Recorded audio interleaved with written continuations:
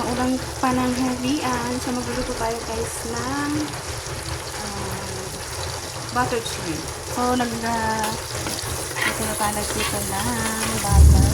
Then, ang ating garlic. Maraming garlic yan guys.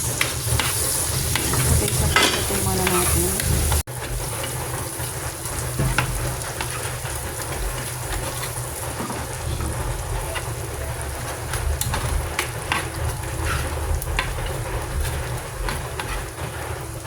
Medyo papupulahin natin guys. Kaya maglalagay na ako ng konting tomato paste guys.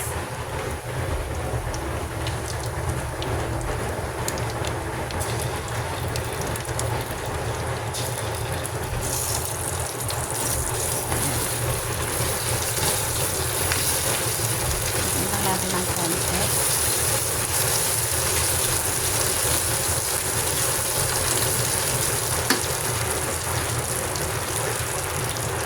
Talaga pa ng konti mo.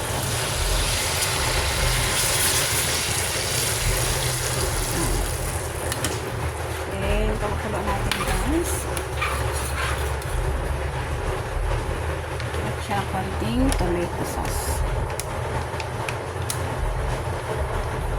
Ay, medyo makala pa rin.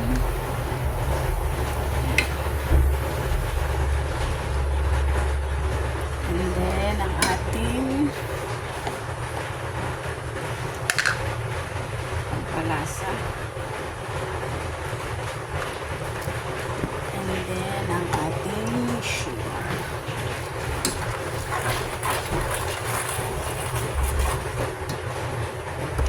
Konting sugar guys. Saka natin siya.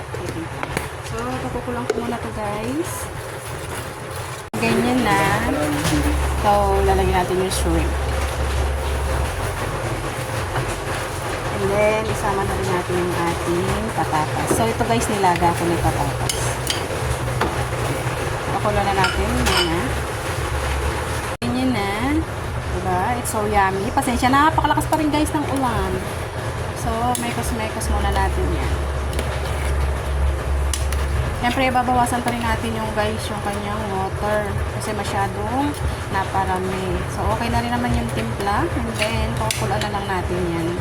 So, ayan na guys, ang ating buttered shrimp. So, keep on watching mga mimasol. Guys, luto na. Pwede na yung ating buttered shrimp. So, yan po ang ating lunch for today's mga mimasol. So, thank you for watching guys. Bye!